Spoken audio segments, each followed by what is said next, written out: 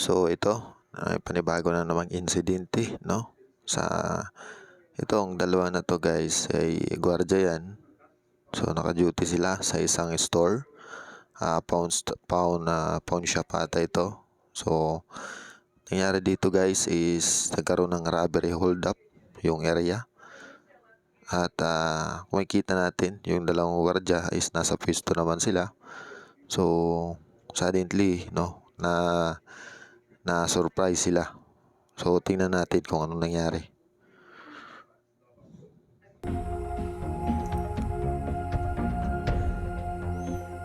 So ayan yung pulis na nagpanggap, no? So mga civilian yan.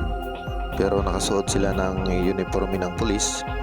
Pagkakakala ng gwardiya is talagang totoong pulis. Nagsaludo pa nga yung isang gwardiya dito. Ayan, no?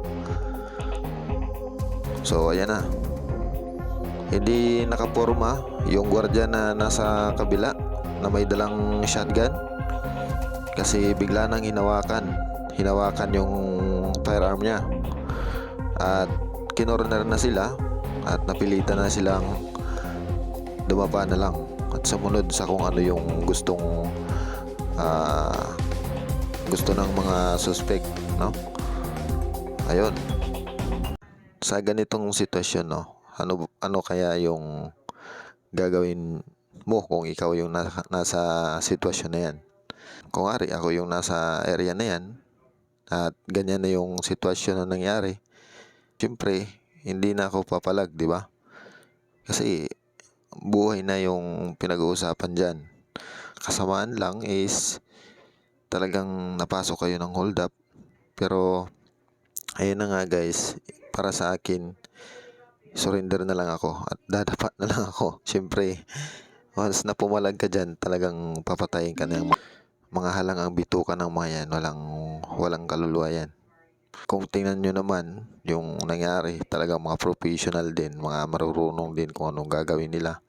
Siyempre, pinag-aralan na rin nila yan bago nila pasukin yung pawn shop na yan. Kung ano yung galaw ng gwardiya, kung anong gagawin nila. Kaya siguro nakuha nilang atensyon ng gwardiya. Kaya ayun na nga, mapansin nyo, pagpasok pa lang, naka-uniforme, naka-corner sila, at wala nang nagawa yung gwardiya. Okay? So pagpatuloy natin.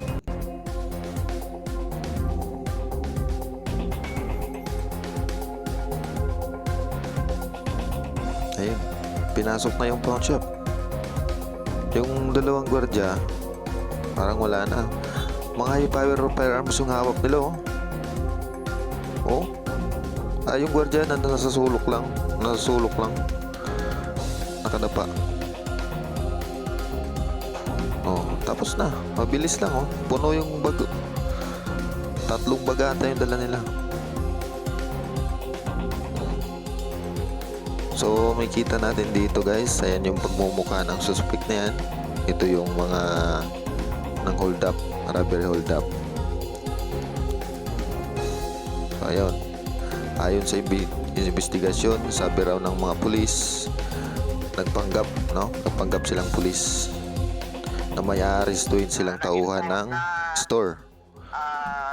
Magsuserve sila ng warrant of arrest laban sa isang empleyado ng nasabing establishment at yun. Nung nakuha yung tiwala ng mga security guard na ang buong pag-aakala ay mga pulis nga. Oo. Sino ba naman hindi maniniwala dyan, eh? May pulis yung uniforme nila, eh, oh. Oh, ayan. Nagpanggap ng gwardiya yung isa, eh. Oh. Oh. Ayun, so follow-up investigation ng mga pulis. May mga nakitang damit sa kalsada, yung mga gamit na ginamit nilang sa robbery. Ayan, yung uniforme. Ayan, pati yung motor. Ang tanong guys, bakit may ganyan? Ba't nila iniwan yan? No? At nagtutukma po ito sa mga suot-suot ng mga suspects kahapon nung nangyari yung robbery hold up. Oo, ayan, ayan pa yung motor nila. O baka nagkaunsihan to, baka pinatay na rin yung kasamaan nila, no?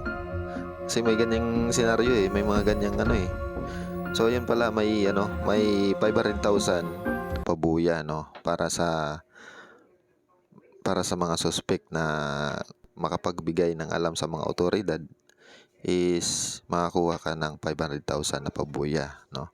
So ayan, kung sino yung mga nandyan sa may bandang Mindanao, kasi sa bandang Mindanao, Coronadal yun, Coronadal City.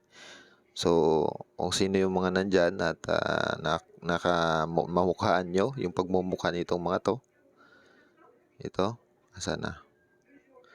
Ayan, 500,000 yung pabuya ng mga yan, ha? Ayan, asan na kaya yung kanina? Hindi na natin nahanap. Pero, ayan nga guys, no, sa ganyang sitwasyon, ay mahirap nang i-handle yan. Para sa akin, kung ako man yung nandun, kung ako yung naka-duty doon, hindi na ako lalaban, no? Kasi buhay yung usapan dyan. Magkano lang yung sinasahod ng gwardiya tapos magbuhay-buhay ka pa. Okay, okay siguro kung nakapurma ka. Pero pag mga ganyang sitwasyon, madami na yung nakapaligid sa'yo, mga high power firearms pa yung gamit, ay wag na lang. Ibigay mo na lang. Okay? So, ayan, sana ay magsilbing aral din sa atin, no? Sana maging vigilant tayo sa duty natin, mga kapwa gwardiya. So, hanggang dito na lang ating video. Bye-bye. Sana mahuli itong mga demonyo na to eh.